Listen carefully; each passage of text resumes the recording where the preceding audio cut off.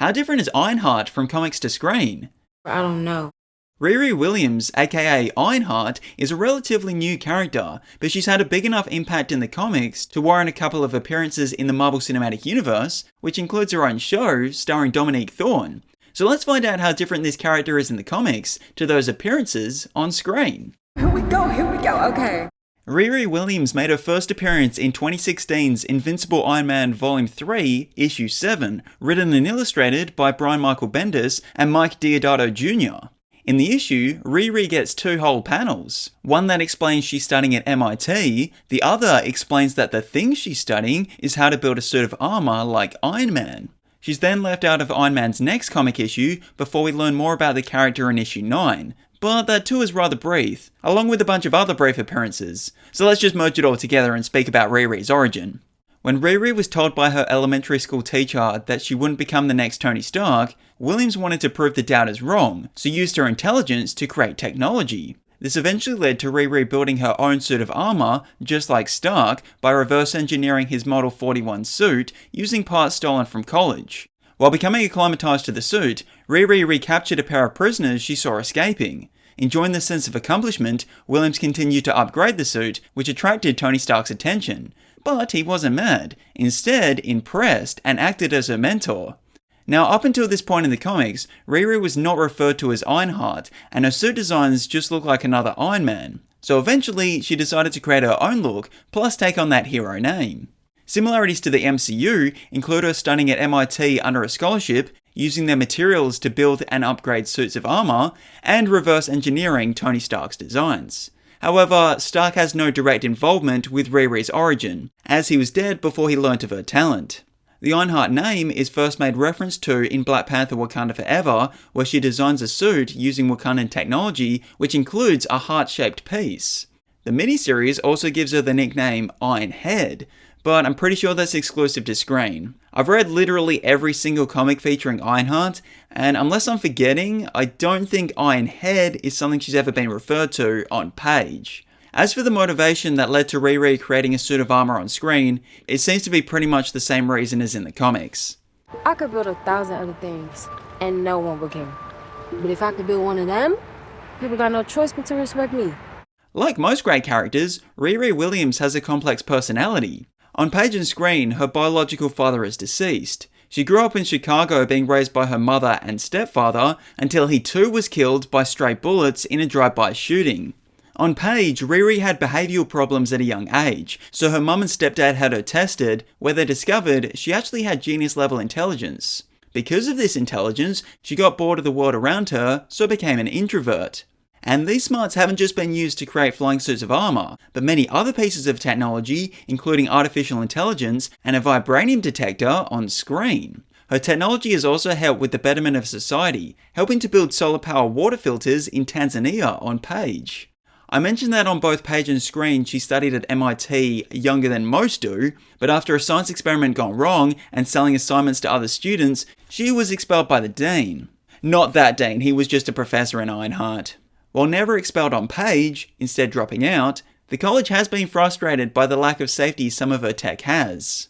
For characters who have a public identity in the comics, in which Riri is one, it makes it difficult to do things outside the law, even if it's for the good of society.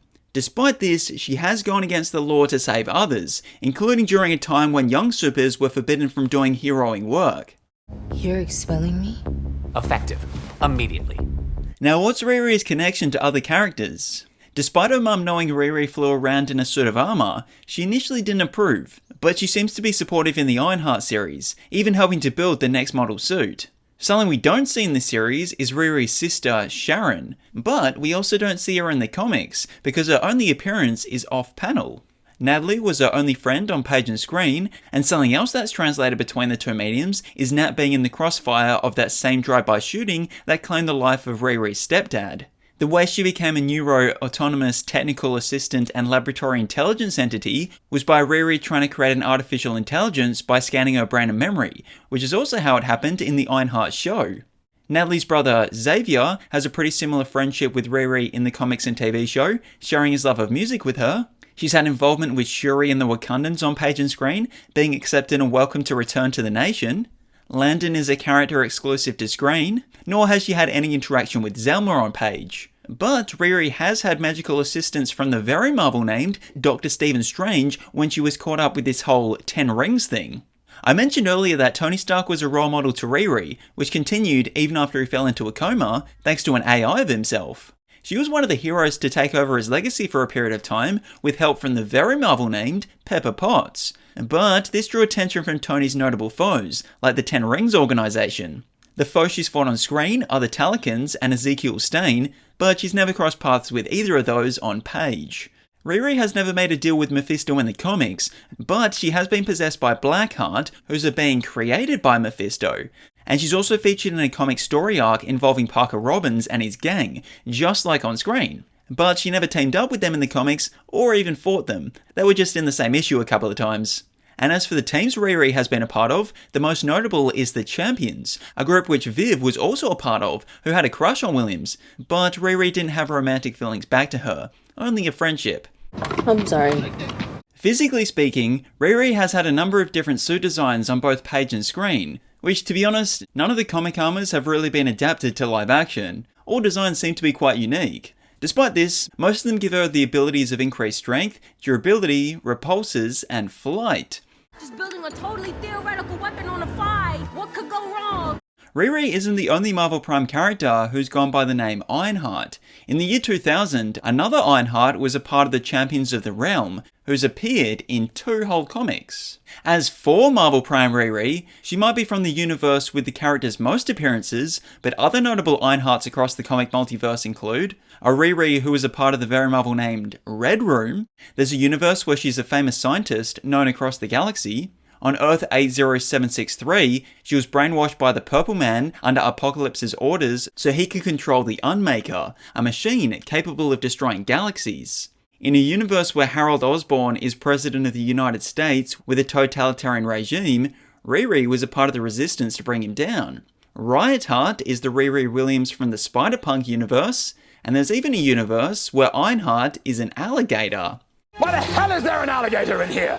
While the character may have only appeared in just over 100 comics, Ironheart has been involved in some pretty notable events, including the Second Civil War, where she was Team Iron Man, and Secret Empire, where she was Team Not Hydra.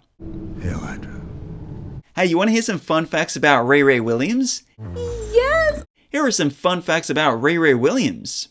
While the character may have first appeared in Invincible Iron Man Volume 3 Issue 7, it was actually 6 issues earlier where Williams was first mentioned. In this comic, Tony Stark notes that he knows of a 15-year-old who reverse engineered his technology, unless he was referring to a completely different 15-year-old. Riri Williams' co-creator, Mike Deodato Jr., revealed that the character's appearance was actually based off actor Sky Jackson, someone who voiced the very Marvel-named Gloria Grant in Marvel Rising Initiation, and also voiced her Zuri Ross character in Ultimate Spider-Man. Dominique Thorne was the only actor considered to play Riri. She didn't even audition to play that character, as she'd already screen tested to play Shuri in the first Black Panther film.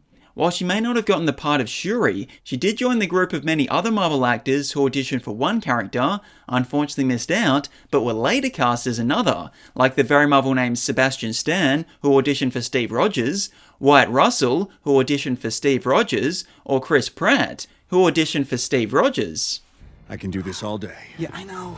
Riri Williams is one of Marvel's most interesting characters. Even though we haven't seen a lot of this character on page or screen, there is a significant amount of lore surrounding this character. While there are some major differences from page to screen, and elements one medium has covered and the other hasn't, as you can see, there are also many similarities. Despite this, I think Dominique Thorne does a great job to capture a compelling on-screen portrayal. Like most Marvel characters, they've had time to evolve and change in the comics, so the movies and shows use this to their advantage to create a version that best reflects this in the modern day and what works for the larger MCU.